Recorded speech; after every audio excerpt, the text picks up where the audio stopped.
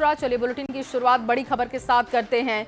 धनखड़ के इस्तीफे पर प्रधानमंत्री मोदी का पोस्ट सामने आ चुका है। जगदीप धनखड़ जी ने कई भूमिका में देश की सेवा की। धनखड़ के उत्तम स्वास्थ्य की कामना करता हूं, ये प्रधानमंत्री के शब्द हैं जो पोस्ट के जरिए उन्होंने साझा किए।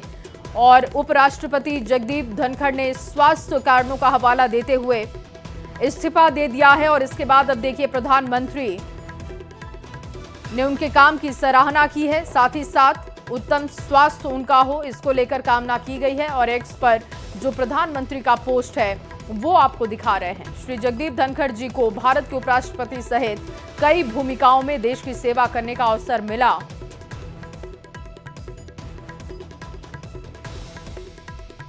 और मैं उनके उत्तम स्वास्थ्य की कामना करता हूं।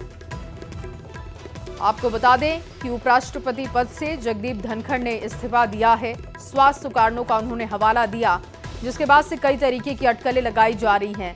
लेकिन इस बीच अब प्रधानमंत्री नरेंद्र मोदी ने पोस्ट करते हुए उनके स्वास्थ्य लाभ की कामना की है। उत्तम स्वास्थ्य की कामना करते हुए उन्होंने लिखा कि जगदीप धनखड़ जी ने देश की भूमिका में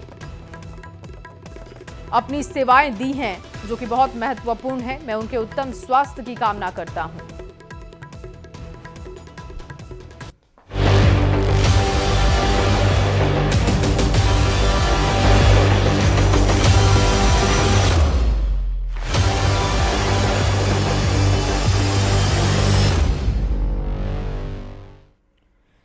और चलिए बात करते हैं चंदन मिश्रा हत्याकांड की। पटना में चंदन मिश्रा हत्याकांड ने पूरे देश को हिलाकर रख दिया था। पटना के पारस अस्पताल में चंदन मिश्रा की हत्या के बाद बिहार पुलिस पर कई तरीके के सवाल उठे। सवाल ये उठने लगा था कि क्या बिहार में पुलिस का इकबाल खत्म हो चुका है? क्या अपराधियों में खाकी का खौफ खत्म हो चुका है? इन सवालों पर अपराधियों को पकड़ने की चुनौती के बीच पुलिस ने चंदन मिश्रा हत्याकांड में शामिल 2 शूटर को मुठभेड़ के जरिए गिरफ्तार किया। ये दोनों अपराधी उसी गैंग का हिस्सा बताए जा रहे हैं जो 17 जुलाई को पारस हॉस्पिटल में हुए हत्याकांड में शामिल थे। ये खास रिपोर्ट आपको दिखाते हैं।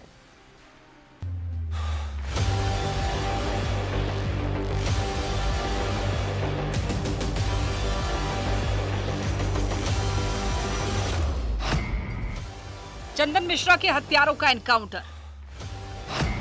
पुलिस से मुठभेड़ में 2 आरोपी घायल। आरा से 2 हत्यारों को पुलिस से दबोचा।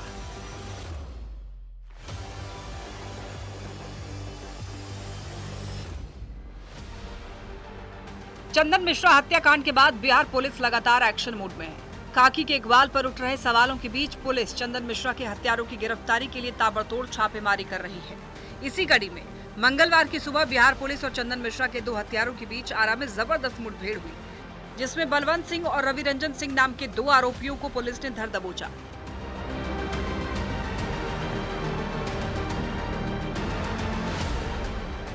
दरअसल बिहार पुलिस को सूचना मिली थी कि चंदन मिश्रा हत्याकांड में शामिल 2 अपराधी भोजपुर जिले के बिहिया थाना क्षेत्र के कटैया रोड पर छुपे हुए हैं। सूचना के आधार पर पुलिस ने चारों तरफ से घेराबंदी की। वहां पर मौजूद अपराधियों ने भागते हुए पुलिस पर फायरिंग शुरू कर दी, जिसके बाद जवाब में पुलिस भी फायरिंग की और 2 आरोपियों के पैर में गोली लगी, जिसे गिरफ्तार कर लिया गया है।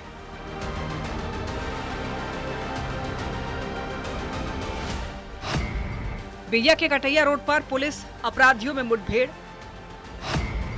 में हत्याकांड में शामिल 2 अपराधियों के पैर में गोली लगी। इन आरोपियों में बलवंत कुमार सिंह और रविरंजन कुमार सिंह शामिल हैं। इन दोनों के साथ एक और अपराधी की गिरफ्तारी हुई है। ये दोनों अपराधी पारस अस्पताल में शूट आउट की टीम में शामिल थे। तो लोग कहा कि इनकाउंटर हुआ है, तो प्रशासन का गाड़ी हम यहाँ कोई अभी आया है, यहाँ कोई नहीं है। प्रशासन की गाड़ी देखे कि बिहिया की तरफ जा रही है, तो हम पीछे से आए यहाँ घटनास्थल पर, तो खून ब्लड दिखाई दे रहा है और कुछ यहाँ है नहीं। बॉडी उडी नहीं है यहाँ बॉडी वॉडी कुछ नहीं दिखाई दे रहा है कहीं, यहाँ सिर्फ ब्लड दिखाई दे रहा है। कब जानकारी मिली आपको? जानकारी मिली सुबह हमको 7:30 बजे। इन दोनों बदमाशों को फिलहाल इलाज के लिए अस्पताल में भर्ती करवाया गया है। घटना के बाद इलाके में भारी संख्या में पुलिस बल की तैनाती कर दी गई है। पुलिस का दावा है कि जल्द ही इस पूरे गैंग का भंडाफोड़ किया जाएगा। पुलिस का कहना है कि हत्याकांड में शामिल सभी अपराधियों की जल्द से जल्द गिरफ्तारी की जाएगी। गिरफ्तार अपराधियों के पास से हथियार भी बरामद किया गया है, जिसमें 2 पिस्टल, 1 कट्टा और 1 मैगजीन बरामद हुई है। जानकारी के मुताबिक इन दोनों ने चंदन मिश्रा हत्याकांड में शामिल होने की बात स्वीकार कर ली है। पुलिस का कहना है कि इस हत्याकांड के पीछे किसी संगठित गैंग का हाथ है और जल्द ही इस गैंग का पर्दाफाश कर दिया जाएगा। इससे पहले भी एसटीएफ ने कोलकाता के न्यू टाउन से 5 आरोपियों को गिरफ्तार किया था। 17 जुलाई को पटना के पारस अस्पताल में चंदन मिश्रा की हत्या के लिए आए 5 अपराधियों की जो तस्वीर सामने आई थी, उसमें सबसे आगे तौसीफ मौजूद था, जिसे कोलकाता से गिरफ्तार किया गया था। जबकि तस्वीर में दिख रहे तीसरे नंबर पर बलवंत सिंह था, जबकि तस्वीर में सबसे पीछे रवि रंजन सिंह था। जिन 3 अपराधियों की गिरफ्तारी हुई उसमें से 2 बक्सर और 1 भोजपुर जिले का रहने वाला बताया जा रहा है। पुलिस का कहना है कि जल्द ही सभी आरोपियों को गिरफ्तार कर लिया जाएगा। साथ ही इस हत्याकांड के पीछे के मुख्य आरोपी को पकड़ने के लिए भी लगातार छापेमारी जारी है। न्यूज़ 18 के लिए आरा से चंदन कुमार की रिपोर्ट।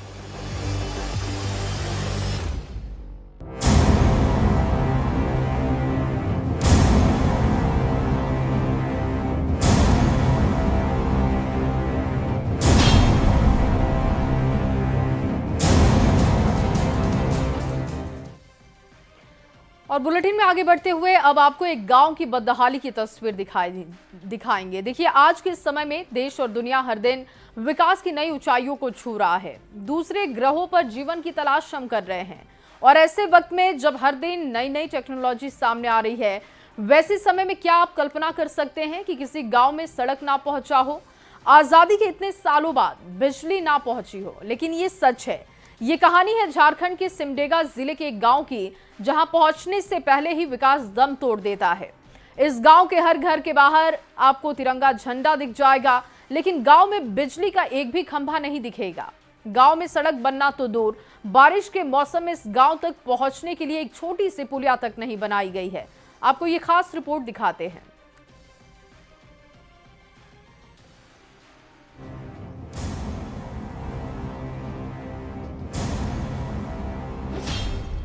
ना रास्ता ना बिजली, ये डगर है मुश्किल।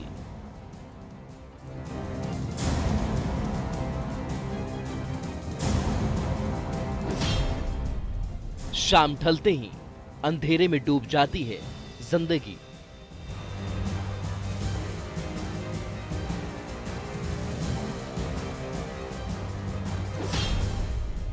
इस गांव में पहुंचने से पहले ही दम तोड़ देता है विकास।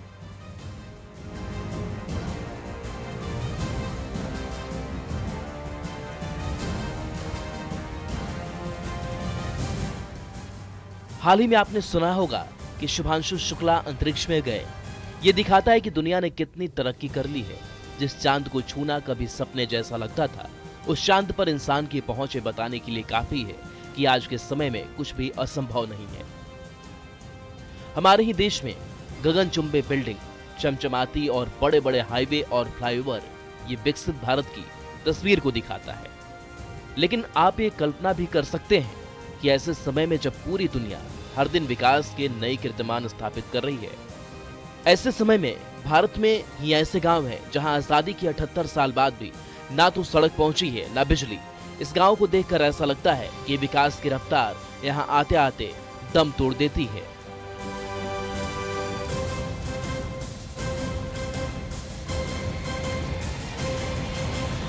कि यहाँ हम लोग आदमी होते हुए भी हम जानवरों के समान इस तरह का जीवन को व्यतीत कर रहे हैं। और इस जगह पर कई पहले भी एक महिला डूब गई है और कई लोग जो है ना यहाँ पर बहते हुए हैं। गांव वाले लोग यहाँ जानते हैं कि पहले तो ये भी नहीं बना हुआ था। ये लोग हमने बड़ी मेहनत से हम इनको बनाए हैं।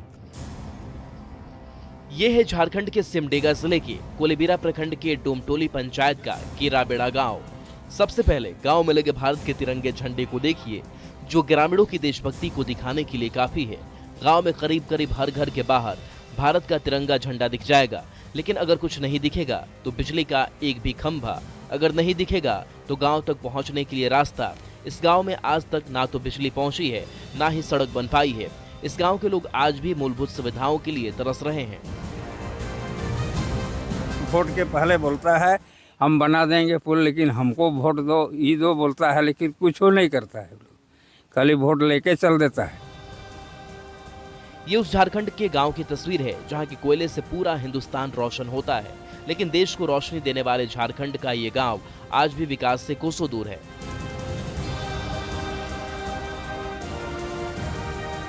अब जरा इस तस्वीर को देखिए, ये है गांव को जोड़ने वाला एकमात्र पुल। अब ये पुल है या फिर मौत का रास्ता, कह पाना मुश्किल है। एक तरफ से झुका हुआ पुल, ना साइड में पकड़कर पार करने के लिए कोई सहारा, एक गलती और नीचे से बह रही नदी किसी को भी अपने आगोश में लेने के लिए तैयार बैठी है। ग्रामीणों ने बताया कि कुछ साल पहले एक महिला की पुल से गिरकर नदी में डूबने से मौत भी हो चुकी है, लेकिन फिर भी शासन प्रशासन ने यहाँ एक पक्का पुल बनाने की जहमत नहीं उठाई। हमारे आने जाने का पुल नहीं है, कितना दिन अभी 50 हमारे बाप बुजुर्ग लोग के टाइम से अभी तक नहीं बना है एक भी पुल यहाँ पे। 50-55 साल हो गया, उससे भी ज़्यादा हो गया हम, लेकिन अपना इथी का कर रहे हैं, मैंने अपना मान से। तो वही पुल आने जाने, बच्चे सब भी आने जाने में दिक्कत हो रहे हैं स्कूल जाने के लिए, और हम लोग भी आने जाने में दिक्कत हो रहे हैं। गांव को दूसरे इलाके से जोड़ने का ये एकमात्र रास्ता है। इसी रास्ते से गांव के लोग किसी भी काम के लिए गांव से बाहर जाते हैं।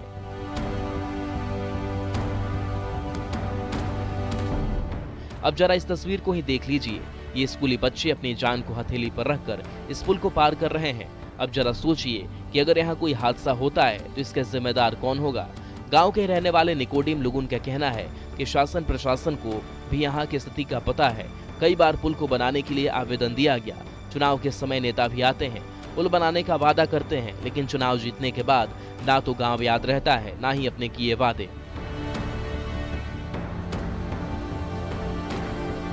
हमारे इतना दिन से मांग कर रहे हैं, लेकिन कोई सुनवाई करने वाला कोई नहीं है। पंचायत वाला जब वोट मांगने आते हैं, वोट उस टाइम बोलते हैं मुखिया लोग कि हम लोग हाँ ये कर देंगे वो कर देंगे, लेकिन जब जीत जाते हैं मुखिया सब वोट दे देते हैं, उसके बाद कोई पूछने के लिए नहीं आते हैं हमारे गांव। इसमें बहुत खतरा है, और कितना आदमी, 2 आदमी यहाँ से गिरे थे, और एक तो मैं ही था, यहाँ से गिर गए थे। हाँ, यहाँ से गिर गए थे। उसके बाद थोड़ा दूर पहुँचे थे, वहाँ तक वो पेड़ को पकड़े, उसके बाद फिर निकले, रस्सी बांधा उसमें, उसके बाद निकल गए। गांव के सबसे बुजुर्ग ग्रामीण बसंत मुंडा कहते हैं कि मैं बच्चा से बूढ़ा हो गया, मेरी आंखें यहाँ पर एक पुल के इंतजार में पथरा गई, लेकिन आज तक पुल नहीं बन पाया। मैं बचपन से बूढ़ा हो गया हूँ, लेकिन अभी तक पुल नहीं बन पाया है, और हम लाठी के सहारे चलते हैं, कभी गिर जाएंगे जैसा ऐसा लगता है। सूरज ढलते ही गांव में अंधेरा पसर जाता है। बारिश में नदी का उफान होने पर जिंदगी गांव के अंदर सिमट कर रह जाती है। हालत ये है कि पीने के पानी के लिए भी लोगों को तरसना पड़ता है। यहाँ के ग्रामीणों, सरकार और प्रशासन के रवैये से इतने दुखी हैं कि अब इन्होंने इसी को अपना नसीब मानकर जीना सीख लिया है। ये तस्वीर न सिर्फ सिस्टम पर सवाल खड़ा करती है, बल्कि ये भी दिखाता है कि विकास की इस लकड़ी के पुल पर आते ही दम तोड़ देती है। सिमडेगा से न्यूज़ 18 के लिए श्री रामपुरी की रिपोर्ट।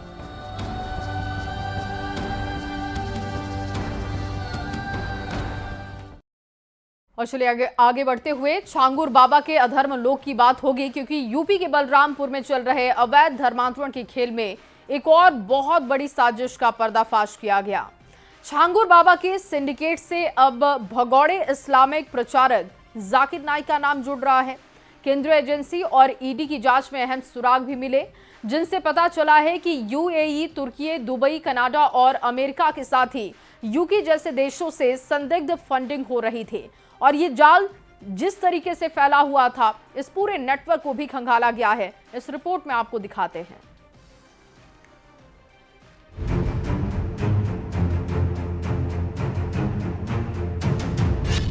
छांगुर बाबा के अधर्म लोक का जाकिर नाइक कनेक्शन। जांच एजेंसियों के हाथ लगे जाकिर नाइक से जुड़े सबूत। यूएई से यूके तक धर्मांतरण के लिए फंडिंग का नेटवर्क। यूपी के बलरामपुर से उठा धर्मांतरण का ये खेल अब देश के बाहर तक जा पहुंचा है। जांच में पता चला है कि धर्मांतरण से जुड़ी इस साजिश को अंजाम देने के लिए भारत नेपाल सीमा पर बसे जिलों को टारगेट किया जा रहा था। यहाँ गरीब और अनपढ़ लोगों को लालच, डर या भ्रम फैलाकर धर्म परिवर्तन के लिए मजबूर किया जा रहा था और इसके लिए फंडिंग आ रही थी विदेश से। यूएई, तुर्की, अमेरिका, कनाडा, यूके और इस्लामिक देशों से। आयकर विभाग ने फरवरी में ही संदिग्ध ट्रांजैक्शन के सुराग गृह मंत्रालय को भेजे थे, जिसके बाद अब इस पूरे नेटवर्क में एक नया नाम जुड़ा है, भगोड़े इस्लामी प्रचारक जाकिर नाइक का। जांच में जो सुराग मिले हैं, उन्होंने अब धर्मांतरण सिंडिकेट का सिरा जाकिर नाइक से जोड़ दिया है। दुबई, मलेशिया और यूके से आए संदिग्ध फंडों की ट्रैकिंग में कुछ लेन देन ऐसे निकले हैं जिनका लिंक नाइक के इस्लामिक रिसर्च फाउंडेशन से हो रहा है। जाकिर नाइक, जिस पर पहले ही टेरर फंडिंग, मनी लॉन्ड्रिंग और भड़काऊ भाषणों के मामले चल रहे हैं, वही जाकिर नाइक अब एक और गंभीर आरोप की जद में है। बलरामपुर से उठे इस केस ने ये साफ कर दिया है कि धर्मांतरण सिर्फ किसी एक बाबा की सनक नहीं, बल्कि इसके पीछे संगठित अंतर्राष्ट्रीय साजिश है। सिमी और पीएफआई जैसे कट्टरपंथी संगठन इस नेटवर्क को जमीन पर मदद पहुंचाते रहे और विदेश में बैठे चेहरे जैसे जाकिर नाइक इस विचारधारा को फंड और प्रचार करने में जुटे हैं।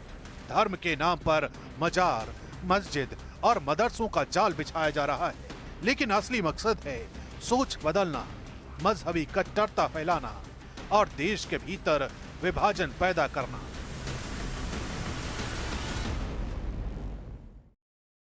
बर्बाद कुदरत के जल प्रहार की होगी, जिससे आधे हिंदुस्तान में इस वक्त हाहाकार मचा है। भारी बारिश का कहर ऐसा है कि कहीं गांव के गांव टापू बन चुके हैं, तो कहीं सड़कों पर सैलाब दिख रहा है, कहीं बांध ओवरफ्लो हो गए तो कहीं लैंडस्लाइड हो रही है। मैदान से लेकर पहाड़ तक बादलों की दहाड़ है और आफत की वजह से लोग परेशान हैं। देखिए आप।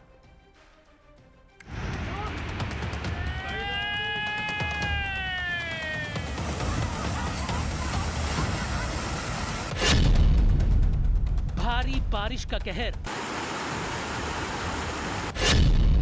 गांव के गांव बने टापू, सड़कों पर आया सैलाब, मोहल्ले डूबी, गलियां डूबी, बांध हुए ओवरफ्लो,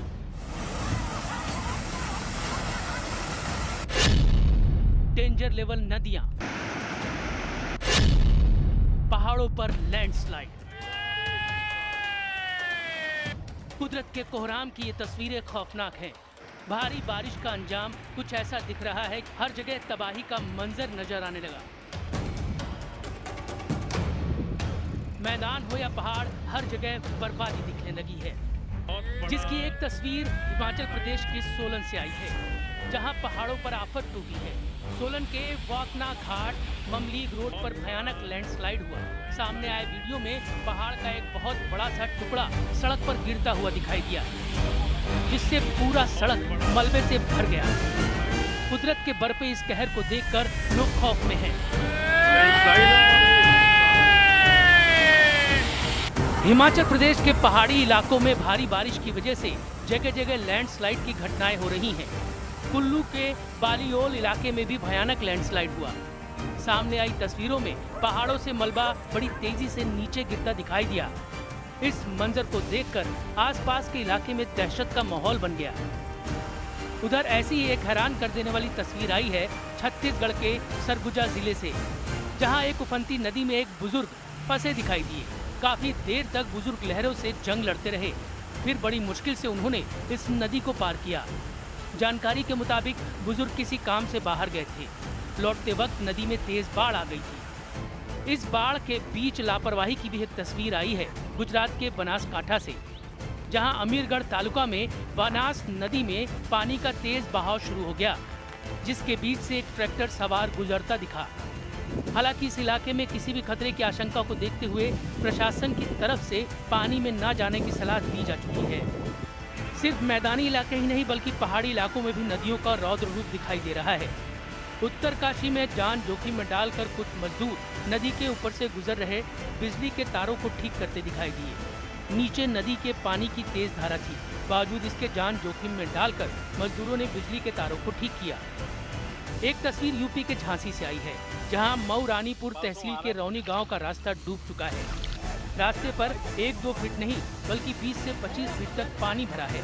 हालात ऐसे बन चुके हैं कि लोग रस्सी के सहारे जान जोखिम में डालकर अपने गांव पहुंचते दिखाई दिए।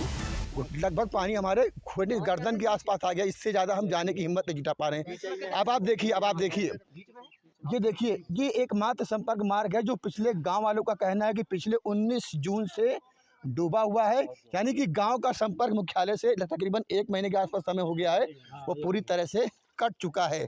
अब आप समझ सकते हैं कि गर्दन भर पानी में हम इस समय इसलिए मौजूद हैं कि हम दिखाना चाहते हैं कि देखिए किस तरह से गांव वाले पिछले 1 महीने से जान जोखिम में डालकर, अगर किसी को काम पड़ता है मुख्यालय या कहीं और जाना पड़ता है तो केवल एक ही मात्र रास्ता है, कभी इस टायर ट्यूब से या फिर कभी इसी हालात से इसी तरह से चल के जाते हैं।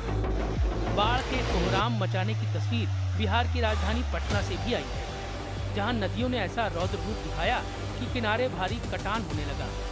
गांव के गांव जलमग्न हो गए, हाईवे पर नदी का पानी आ गया, जिससे लोगों की मुश्किलें बढ़ गई। उधर मुंबई में भी भारी बारिश का कहर दिखने लगा है, कई इलाके डूबे नजर आए, लोगों के घरों और दुकानों में पानी घुस गया। भारी बारिश और जल जमाव के चलते अंधेरी सबवे को बंद कर दिया गया है।